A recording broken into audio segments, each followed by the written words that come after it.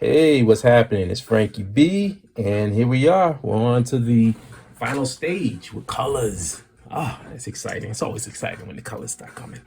So anyway, on the last video that I was working on with these, I had not, I had ended the video, but I hadn't finished adding the black right here to Cyber.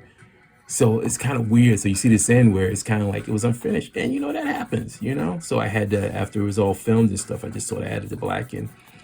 But that just shows you, man. I was caught up in the moment and was like, oh shoot, I'm all done with the ink in. I'm gonna let it dry, and blah blah blah, and then boom, boom, boom, I caught it. So that does happen. So that's always a fun little thing. So anyway, I'm just hitting this with a little kneaded eraser. Now, once again, I just want to thank you for watching my video. And hey, for the folks that have subscribed, thank you, thank you, thank you. I appreciate it.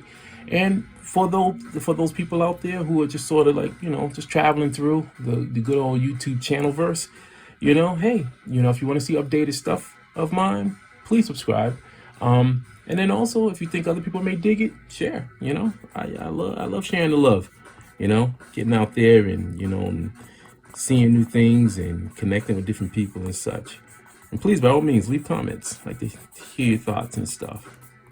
So anyway, boy, I'm about to wrap this up, man. I think I even shocked the client, man. The speed. That's one of the things about it, which is funny, is that I just finished listening to this amazing. It was like this, not documentary. It was like this interview that the Cubic School did just recently, actually, with Todd McFarlane. And listening to him is like he literally is what I've lived my life as a commercial illustrator. He speaks the terms that I truly understand. That mindset of just, pushing and fighting for this and that how much do you want it kind of thing. And the ability and the will to just keep going and going and going.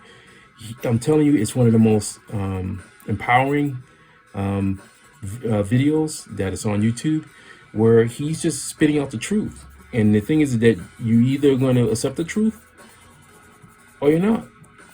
And the hardcore reality of things, of how, like, how much do you want this? How much do you want to be in the profession of drawing and making money drawing? I mean, one of the key things I've always admired about Todd McFarlane is that he went in there with a mindset saying, look, I want to make money. I'm not trying to be in there trying to to be the next Picasso, or to create something that's going to be, the greatest thing since sliced cheese or whatever. I've never had that mentality either. That's why it's so odd for me, when I come across artists who are really in that intent, when they really are focused on the fact of doing the perfect piece. I don't know what the perfect piece is. All I know is that I do artwork.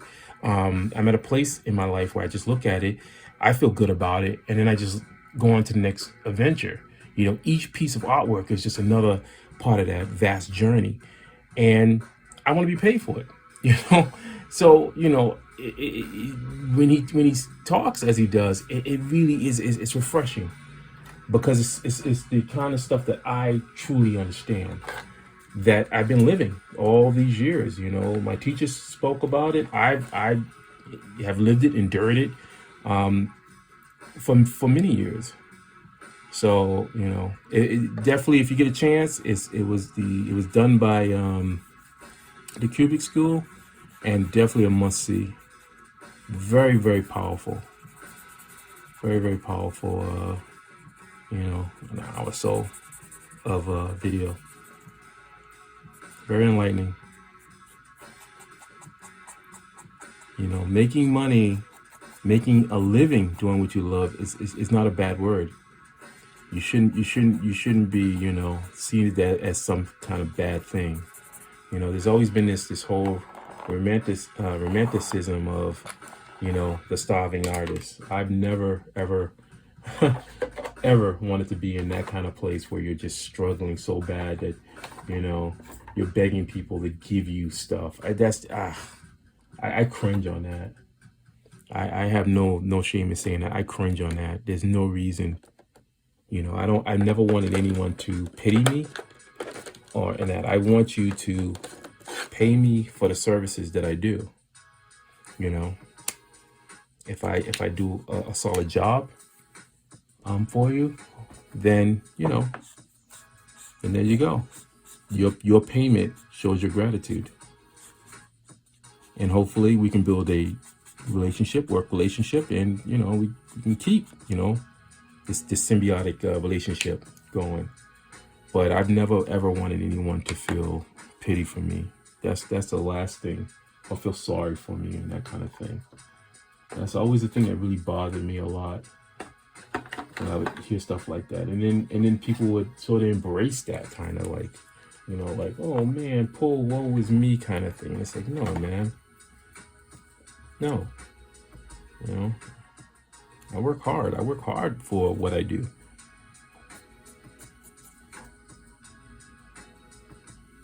All right, so anyway, my rant. Don't run. There's no more ranting. Right now, what I'm doing is I'm doing an old technique that I used to do back in the day before computers were really coming into ad agencies. We would do spot coloring with Q-tips, Q-tip, Q-tips and some dyes. You just go in there and go boom, boom, boom, boom, boom, little spots here and there.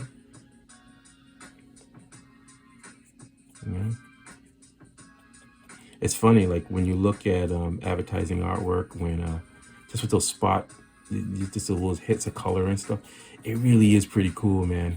It can really pump out a piece of art. Sometimes people think that you got to fill something up with a lot of, color and stuff like that, but sometimes you really don't. In my opinion, you really don't. You just hit something with a little spot of color. And also it depends really too. I'll say that on the art. Like as you can see, I use a lot of heavy blacks for my work. So my artwork really doesn't need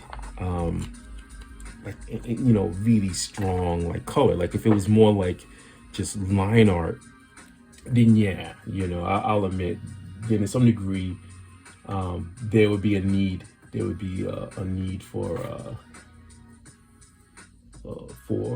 color to really come in there and add some body to it, some form to it. All right, I'm gonna play around with some color in here. I'm dealing with two characters right here. Like Cyber technically has the same kind of color. Like it's there's a good thing and bad thing. The good thing is that both the Apocalypse and Cyber have similar kind of like with their outfits and the color scheme from what I'm seeing from the reference. Like, so it's just dark blue and whatever, but how does one make that, how do you break them apart? That's always been one of the key things I learned, was that, I want each character to kind of step on their own. So what I'm gonna do is I'm gonna sort of dabble the art right here with the Q-tip. Because again, I don't want to smudge it. I got I have a little bit of that in there. I'm gonna come back in with some blues. Now I got a nice, what kind of blue is this? I think for Cyber, because again, I'm going off of like the client, and the client seemed like he really liked Cyber. So that's why Cyber is in the more dominant punching form against Apocalypse. Even though Apocalypse getting punched, I don't see him as weak. I just see it that he just, Cyber just got the upper hand for this few moment, and who knows where this battle can lead. So I'm going to be using some B24 dye, Copic dye, which is, I would probably call this like a midnight blue, in my opinion, but who knows? I've had these for a bit too. So what I'm gonna do is just get in there. Now this is always so tricky. It is not an easy thing. Like I have some Q-tips that are for oh god, this is what I'm gonna screw up. They're like they have like a nice tip to them. These are like the old school ones where you stick in your ear. And but I also have other ones that are like, I think they're for your fingers. I remember finding some at Walmart, and they were really great because they had like a point on them. So they were really good to have. I love characters like this where it's just like it's a full suit. So I can just go in and go boom, boom, boom. Look at that. I could add some of that stuff in there. There you go. And then what I'll do is I'll hit it with a little bit more just to kind of, a little more depth to it. The good thing about these cards is that these are really nice thick cards. Very fortunate that hit that back there. So there you go. So I've already established his blue. So he has this nice kind of midnight blue, and I'll hit it again. I'll probably come in with some fine liner just to pump it up a little bit more. Now, I'm gonna change up on, I keep thinking of Dark Side, man. I watched Justice League and it's just Dark Side's in my head. Apocalypse. I'm gonna do Apocalypse. Now, Apocalypse, it's funny how people have different versions of Apocalypse. Okay, so you know what? Better yet, let me just start my computer right on the side. I just want to get a picture of Apocalypse. Apocalypse. That's that whole thing where, you know, you want to, Marvel. You want to have reference, you know. It's funny, when I first started out, I never was a huge fan of having references. Oh, that's a nice one. So he's technically all kind of blue, but I'm gonna see what I can do with this. So his neck thing is kind of darker. So I'm gonna be using a, what is this called? Manganese blue. Let's see what kind of effect that has. So let's just do a little blotting. Blot it down. I like it. It's just enough of a different blue where we can kind of separate the character a little bit from how Cyber's costume is. Let's go in there. So let's go on that. And then he has it on his lips, so that's gonna be tricky. I may go to I may go with some fine liners in there. I don't wanna put the dyes in there and then really jack it up, you know? All right, so there, and his shoulders. This is gonna be tricky. Cause I have all this debris and rock and stuff like that. So this is always the tricky thing about coloring with Q-tips is that, you know.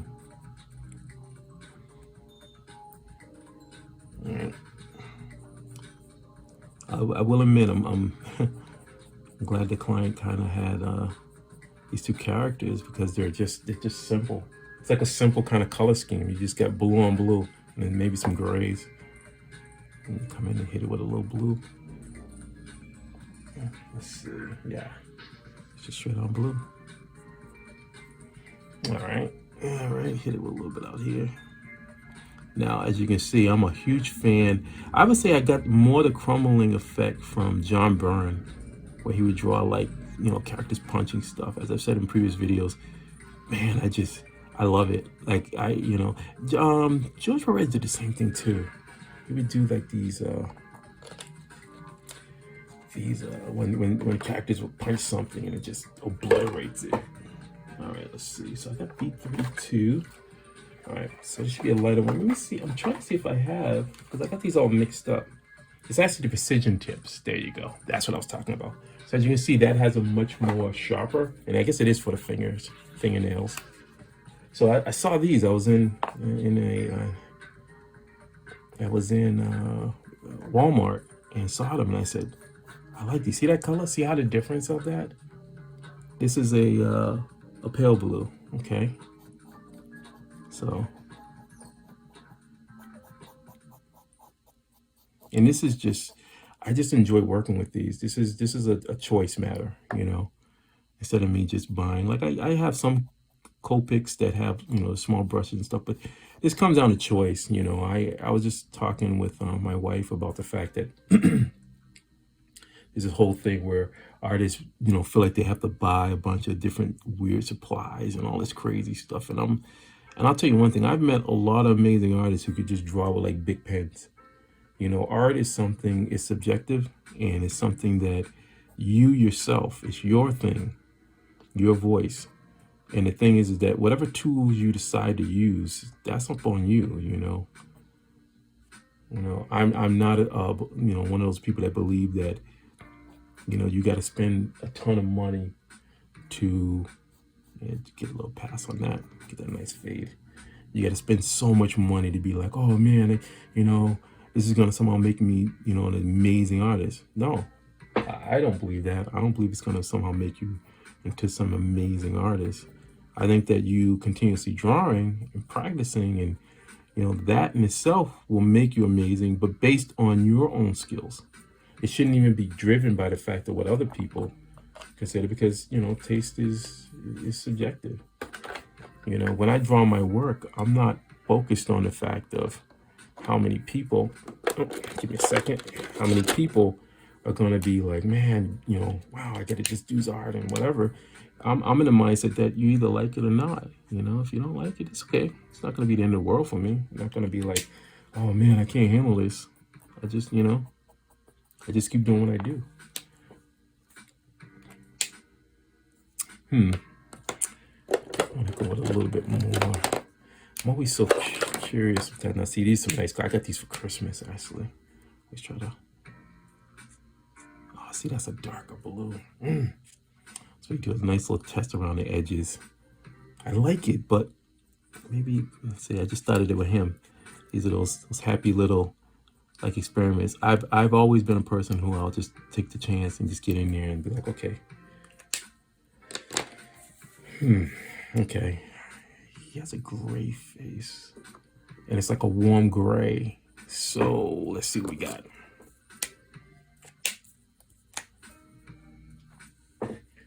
Apocalypse has red eyes. Oh, I was really hoping. Again, it's like I have not dealt with this character in a long time. So it's kind of, I'm very happy. I'm happy that the client chose me to do this. You know, when he first said it, I was like, woof. You know, there's that first nervousness, and then I was like, I can do this. I can bang this out. I'm gonna get into this. This is gonna be fun.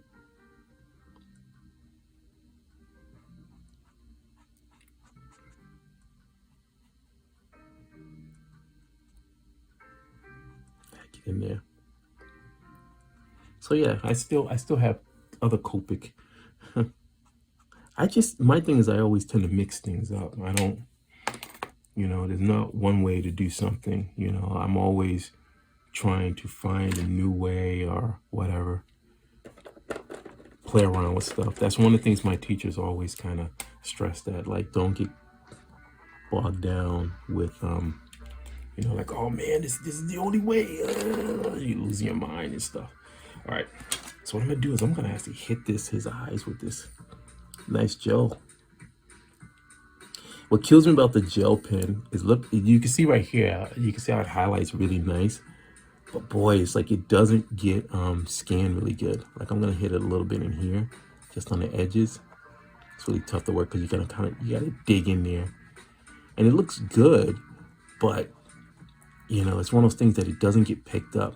And I used to do that with a lot of the card sets that I worked on. I used a lot of like gel pen for the fluorescent effect.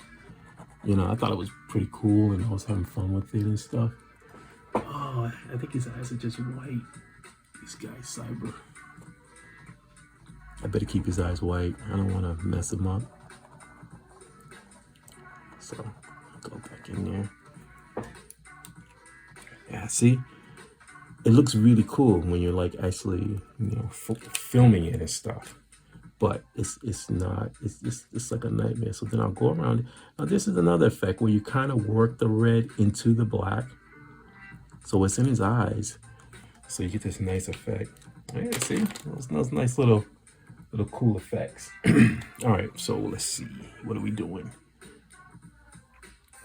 All right, let me pull another one. I tell you, these are fine liners, man. These are really nice. It's gonna be tricky. All right, so I think I'm going a little lighter.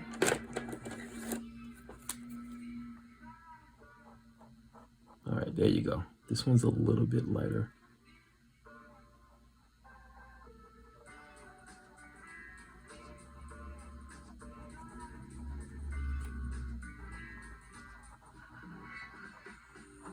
As I said before in previous videos, I love doing scenarios, like battle scenarios and stuff like that. Many of the cards that I did for Upper Deck, I always kind of imagine a story. What's the story? What's going on here? What's happening?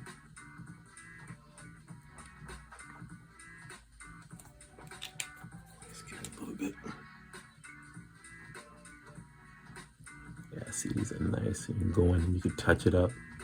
Add a little bit of, there you go. That's pretty cool, huh? All right.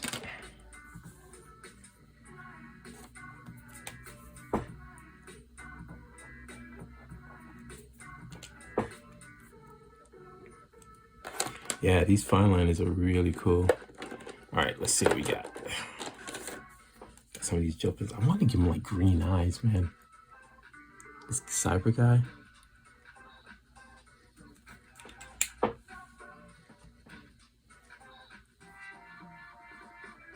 Let me see. Marble Cyber. I'm just gonna type that up.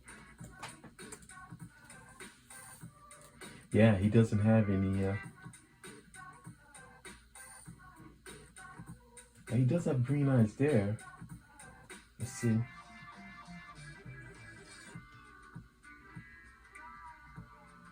Yeah, I'm gonna give him green eyes because I got some nice fluorescent green. I'm gonna go for green. I'm gonna do it. It just feels right. So here we go. Oh, you gotta really fight with these, man. These gels, they're cool, but it's always a constant battle with them. Yeah, hopefully this isn't dried out.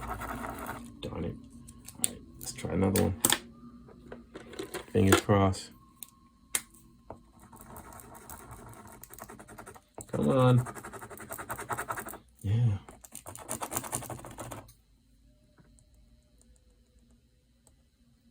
I don't know if you're working. Yeah, it doesn't look like it. Oh, so unfortunate. Yeah. And I just don't. I'm right in the middle of filming and stuff, so I can't really. Come on, last one. It doesn't look like it's working. Yeah. They're all like, I haven't used these in so long. Oh boy. So you know what? I'm just gonna go with this green. I don't want to dig too far into it. Let's go with that green. It has these nice green eyes. All right. Some skin. It's this one skin light color. All right. So we do like a nice little dab. Dab in there. Dab, dab, dab, dab. You did dab, dab, dab. All right. So let's see where we're at. Oh, we're at 22. I went way past. Oh, sorry about that. So anyway, this is the point where this is going to be another matchup video. I'm going to now switch over into the training.